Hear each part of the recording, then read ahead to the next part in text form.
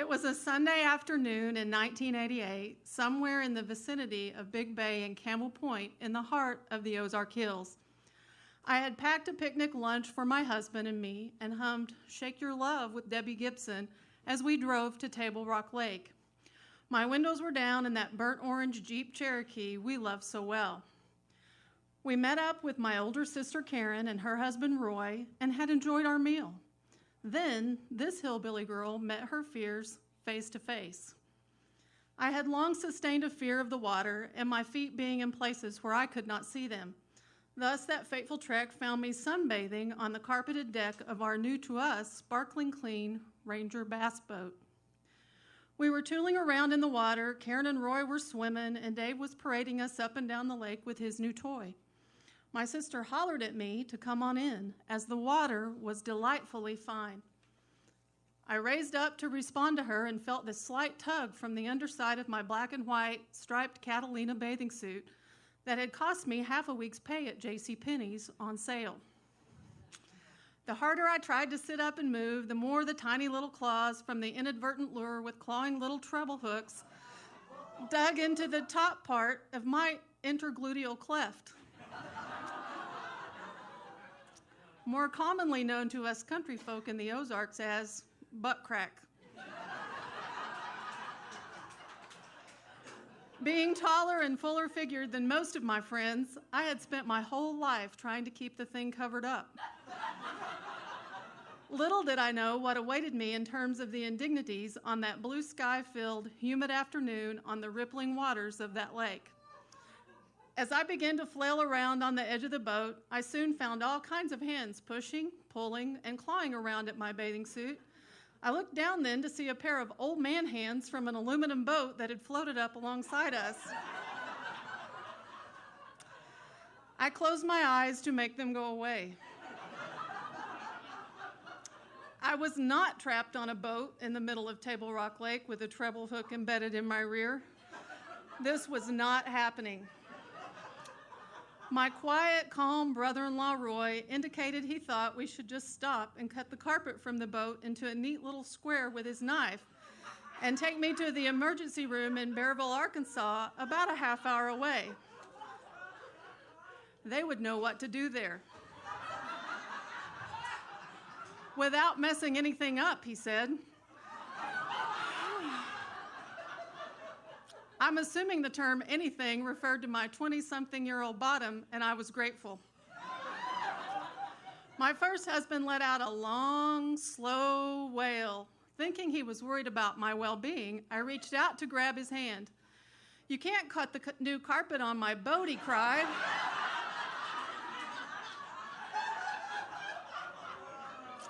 There must be a better way. I paid a lot of money for this thing. I yanked my hand back, silently wishing for a small samurai sword I could inadvertently toss at his head. Someone suggested cutting the ends off of the treble hooks and pushing the metal on through or pulling it out, depending on which part of my crack he or she was standing. The tears rolled. I prayed some more. I hyperventilated. I prayed for a meteor to come down from the sky and strike that damn Ranger bass boat right where it sat. Except that meant it would strike me too, and I wasn't about to go out like this. As a newspaper editor, and quite possibly the youngest female editor in the state of Missouri at the time, I was worried about the ensuing death certificate and what my final cause of death would be listed as in my obituary. Death by fishhook, death by crack, death by bass boat. No way in HE double hockey sticks was I going to go out like this on the banks of this lake I love so well, only 20 minutes from the Arkansas line where my ancestors fought drought, tornadoes, and floods to survive in the 19th and 20th centuries. They had taken sides in the Civil War, rebuilt homes after storms, and backed down from Cole Younger himself near Lead Hill. I was not going to dishonor their memories. I was going to go out covering some conspiratorial cover-up as an international news correspondent. I was going to die being a pawn for justice in the witness protection program. I was going to make a name for myself and change the face of journalism like Deep Throat and Watergate. I was going to join the Peace Corps and teach poor children how to read, tell time, and even tie their shoes. My life was going to mean something. I was not going to die with a treble hook or two embedded into the fleshy, freckled layers of my hillbilly butt. I was also not going to lose this new bathing suit over this colossal indignity either.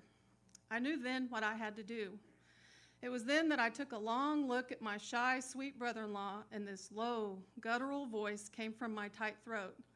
Cut the bathing suit just a little, but try not to do that. Cut the treble hooks. Push, pull.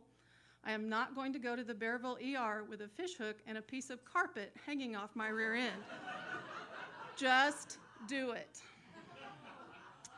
The waters calmed. You could have heard a pin drop in the swirling waters. He did just that in the silence that ensued. Let me just say that the 17 hours of childbirth I endured years later were nothing compared to that treble hook embedded where I couldn't reach it. No sound could be heard that afternoon except for a distant boat motor, the snips of his pliers, and the sound of a whoop as someone down the lake must have caught a big fish. Whatever it was, it blocked out the banshee sounds of my Ozarkian heritage as I finally felt that sweet release. It would be three years before God somewhat answered my prayers. No, a big meteor did not fall from the sky. A samurai sword did not appear in my hand, but I did get bittersweet custody of that bass boat in a Lawrence County courtroom.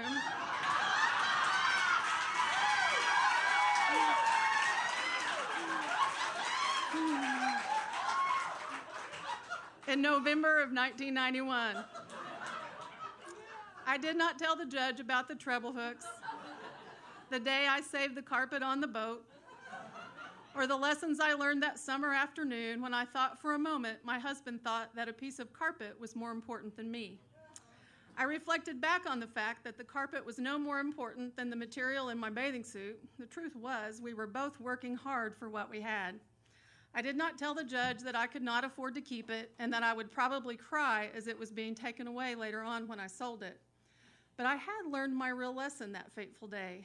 A part of my heart, so to speak, was left on that boat that summer.